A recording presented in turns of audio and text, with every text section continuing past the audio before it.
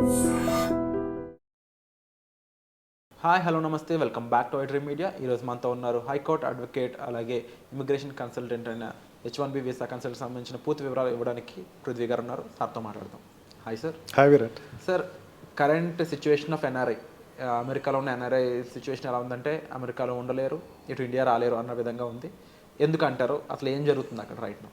ఇప్పుడు అమెరికాలో ఉండేవాళ్ళు పర్మనెంట్ రెసిడెన్సీ కానీ, అక్కడ ఉండేటువంటి రెసిడెన్సీస్, అక్కడ ఉండేటువంటి గ్రీన్ కార్డ్ హోల్డర్స్ కానీ, అక్కడ సిటిజన్షిప్ గురించి కానీ మనం పెద్ద వరి అవ్వాల్సిన అవసరం లేదు.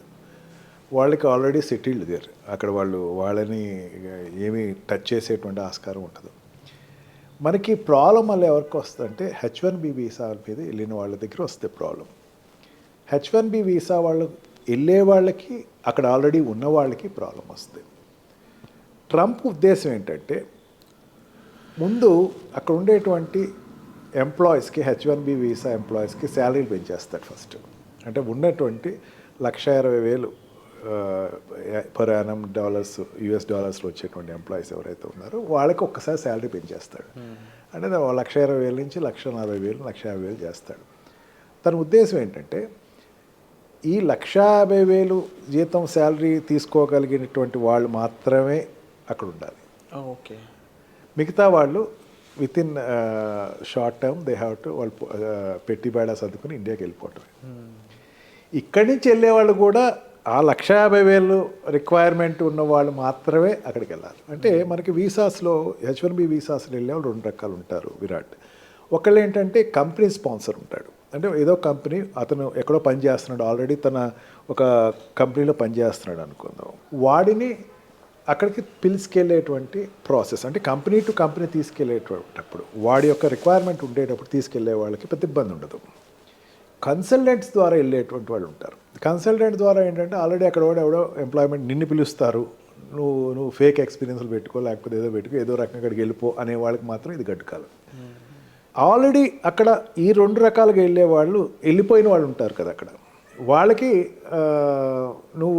నేను ఇందా చెప్పాను చూసారా, మీకు ఈ పారామీటర్స్లో $1,20,000 శాలరీ ఏదైతే ఉందో, US డాలర్స్ శాలరీ ఏదైతే ఉందో, ఆ శాలరీ కన్నా తక్కువ ఉన్న వాళ్ళు you better drop from the country అని చెప్పేసి ఒక 2 months టైం ఇస్తాడు. ఆ 2 months టైం దేనికి ఇస్తాడు? Search for a new job. వాడికి సర్చ్ చేసినా సరే వాడికి అక్కడ రావాల్సిన $1,20,000 శాలరీ తోటి ఉండేటువంటి ప్రమాణాలతో ఉండేటువంటి కంపెనీలో జాయిన్ అవ్వాలి. Otherwise you have to come back to India. Nothing. అక్కడ ఎంప్లాయీ ఎవరంటే it's nothing A contract labour. ఇక్కడ నుంచి కాంట్రాక్ట్లో అక్కడికి వెళ్తాడు. 6 months to 2 years కాంట్రాక్ట్లో వెళ్తాడు. వెళ్ళిన తర్వాత రెగ్యులరైజ్ అవ్వడు. అంటే వాడు అక్కడ ఉండేటువంటి what we call green card కానీ, అక్కడ రెసిడెన్సీ పర్మిషన్ కానీ రాదు వాళ్ళకి. వాళ్ళు ఇంకా గాల్లోనే ఉంటారు. అసలు రెసిడెన్సీ పర్మిషన్ రావాల్సిన వాళ్ళు ఇంకా 60 లక్షల మంది ఉన్నారట అక్కడ. ఇంకా 60 లక్షల మంది ఉన్నారు. ఓకే. వీళ్ళందరికీ ఎప్పుడు రాను, వాళ్ళు 3 phases వైజ్గా వస్తుంది. వాళ్ళకి ఫేస్ వైజ్గా రావాల్సి ఎప్పుడు వచ్చిన వీళ్ళకి, I'm not talking about Indians, world వైజ్గా ఉండేటువంటి అక్కడ యూఎస్లో ఉన్నవాళ్ళు 60 లక్షల మంది. వీళ్ళందరికీ రావాలి. అక్కడ ఉండే గ్రీన్ కార్డ్ రావాలి. గ్రీన్ కార్డ్ తర్వాత సిటిజన్షిప్ అప్లై చేసుకుంటారు. గ్రీన్ కార్డ్ రాకుండా ఉండి H1B వీసా మీద ఉన్నవాళ్ళు అక్కడ ఉన్నవాళ్ళు. వాళ్ళలో చాలామంది లెస్ దాన్ $1,20,000 మాత్రమే ఉన్నవాళ్ళు ఉన్నారు. $1,60,000 పైన ఉండేటువంటి వాళ్ళు జనరల్గా సాఫ్ట్వేర్ కంపెనీలో ఉండేవాళ్ళు. మనకి ఏంటంటే సాఫ్ట్వేర్ కంపెనీ ఒకటే అనుకుంటే కనపడతాయి, ఇంకా చాలా సెక్టర్స్ ఉంటాయి. ఆ సెక్టర్స్లో ఉండేవి అక్కడ ఆల్రెడీ యూఎస్లో లాంచ్ అయిన వాళ్ళు ఉన్నారు. వాళ్ళందరూ కూడా $1,60,000 పైన శాలరీ ఉన్న వాళ్ళు మాత్రమే ఇక్కడ ఉంటారు. వాళ్ళకి $1,40,000 చేసేస్తాడు, గ్రాండ్గా చేస్తాడు. ఫస్ట్ $1,40,000 చేసి ఈ $1,40,000కి వాడికి ఇన్పుట్ ఉన్న వాళ్ళు మాత్రమే తీసుకోండి, ఇలాగే తీసుకోవద్దు. ఓకే. మెయిన్ కారణం ఏంటి? నా దేశీయస్తులు అక్కడ ప్లేస్ అవ్వాలి.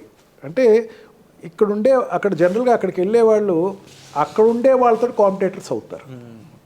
$1,20,000 శాలరీ అండి, $1,20,000 శాలరీ కన్నా తక్కువ ఉండేవాడు అక్కడ ఆల్రెడీ దొరికేస్తున్నాడు. వాడితో వీడి కాంపిటేటర్. నిన్ను తీసుకోవాలంటే నీకు ఎక్స్ట్రా టాలెంట్ ఉండాలి. నీ పర్సనాలిటీ నువ్వు ఎంబోర్డ్ చేసుకోవాలంటే నీకు you must be an extraordinary person for US. నిన్ను తీసుకెళ్ళాలి అనుకుంటే ఆ రకంగా నువ్వు వెళ్ళిన వాళ్ళు చూడాలి అని చెప్పేసి ట్రంప్కు ఒక నిర్దిష్టమైనటువంటి ఆలోచన అయితే తన తీసుకొచ్చే అవకాశం ఎక్కువే కనపడుతుంది. ఈ రకంగా చూసుకుంటే వెళ్ళే వాళ్ళకి, ఆల్రెడీ ఎగ్జిస్టింగ్ ఉన్న వాళ్ళకి కూడా కొంచెం ఇబ్బందులు అయితే ఖచ్చితంగా ఉంటుంది. బట్ ఒకటి, నా స్ట్రాంగ్ ఫీలింగ్ ఏంటంటే మన ప్రైమ్ మినిస్టర్ తోటి ఆయనకు మంచి రిలేషన్షిప్ ఉంది. Of course. అని చైనాకున్న వ్యతిరేకత ఇక్కడ టార్గెట్ అంతా కూడా చైనా వాళ్ళ మీద ఎక్కువ టార్గెట్ ఉంది, కానీ ఇండియన్స్ మీద అంత ఎక్కువ టార్గెట్ అతనికి లేదు. ఓకే. ఖచ్చితంగా లీజర్ పీరియడ్స్ ఏదైనా ఉండే పెంచవచ్చు. అండ్ ఈ what we call for example ఇప్పుడు ఎకానమికల్గా చూసుకుందాం. ఎకానమికల్గా చూసుకుంటే అక్కడ ఇంపోర్ట్స్ ఏదైతే ఉన్నాయో చైనా నుంచి వచ్చేటువంటి ఇంపోర్ట్స్ని 60% ట్యాక్స్ పెంచే అవకాశం ఉందన్నాడు. అంటే చైనా నుంచి ఇంపోర్ట్ అయ్యేటువంటి వస్తువులన్నిటినీ కూడా ట్యాక్స్ పెంచే అవకాశం ఉంది. ఇప్పుడు అమెరికాలో ఎక్కువ చైనా గూడ్స్ దొరుకుతాయి మనకి. ఆ గూడ్స్ అన్నిటినీ 60% ట్యాక్స్ పెంచేస్తున్నాడు, ఎందుకంటే డిస్కరేజ్ చేయటం కోసం అని చెప్పేసి. తనకు మెయిన్ ఉద్దేశం అది. ఈ రకంగా ప్రతి సెక్టర్స్లోనూ అతనికి ఈ చైనాని ఎంత డిస్కరేజ్ చేయాలి అని ఉంది. He got good friendship with Indian prime minister. Indian తోటి మంచి రిలేషన్స్ అయితే ఉన్నాయి. మెయిన్ ఏంటంటే చాలామంది అనుకుంటూ ఏంటంటే ఇండియాకి చాలామంది H1B వీసాలో ఇండియాకి వచ్చేస్తారు, లేకపోతే ఇండియా వాళ్ళు చాలా ఎఫెక్ట్ అవుతారు. కానీ మరి నాకు స్ట్రాంగ్ నమ్మకం ఏంటంటే ఇండియాతోటి రిలేషన్స్ ఎస్టాబ్లిష్ అయితేనే తనకి చైనాతోటి పోటీ పడవచ్చు. అంటే ఈ సౌత్ ఏషియన్ ఏరియాలో చైనాతోటి పోటీ పడే పెద్ద కంట్రీ ఇండియా కనపడుతుంది. ఇది ఇప్పుడు కాదు, ఫస్ట్ టర్మ్లో కూడా అదే అతను ఎక్స్పోజ్ అయ్యాడు. ఈ రకంగా చూసుకున్నా సరే ట్రంప్ ఉండేటువంటి తన పాలసీస్ అన్నిటినీ కూడా ఇండియా వైజ్కి వచ్చేసరికి కొంచెం లీజర్గా కొంచెం లీనియంట్గానే చూడొచ్చు. అందుకని అంత డ్రాస్టిక్గా మనకేం నష్టం రాకపోయి ఉండొచ్చు. బట్ వన్ థింగ్, కన్సల్టెంట్స్ నుంచి వెళ్ళేవాళ్ళు కాస్త జాగ్రత్తగా ఎక్కువ చూసుకుని ఫేక్లు తక్కువ పెట్టుకుని, ఫేక్లు కాకుండా ఒరిజినల్గా మీరు ఉండేటువంటి మీ ప్రజెంటేషన్ ఉంటే కనుక they will get benefited of it. Already అక్కడ ఎగ్జిస్టింగ్ ఉన్నవాళ్ళు కూడా ఇమీడియట్గా మళ్ళీ ఇంకో కంపెనీలో జాయిన్ అయ్యి ఇమీడియట్గా దాన్ని అతను what we call lean period ఏదైతే ఉందో ఆ పీరియడ్ నుంచి బయటకు వచ్చేసి వెంటనే ఇంకో దానికి ఎంప్లాయ్మెంట్ అప్లై చేసుకుని షిఫ్ట్ అయితే బెటర్. అదర్వైజ్ యూ విల్ ఒక రోజు ఏదో ఒక రోజు ఒక పరిస్థితి వస్తుంది where you have to come out of the country. True sir. తప్పకుండా ఈ పరిస్థితులు అనేవి ఏ విధంగా వెళ్ళబోతున్నాయో చూడాలి. దీనికి సంబంధించి మీకు ఎటువంటి హెల్ప్ కావాలన్నా సరే డిస్ప్లే అవుతున్న నెంబర్స్ కాల్ చేసి సార్ని మీరు కన్సల్ట్ చేయొచ్చు. Thank you so much.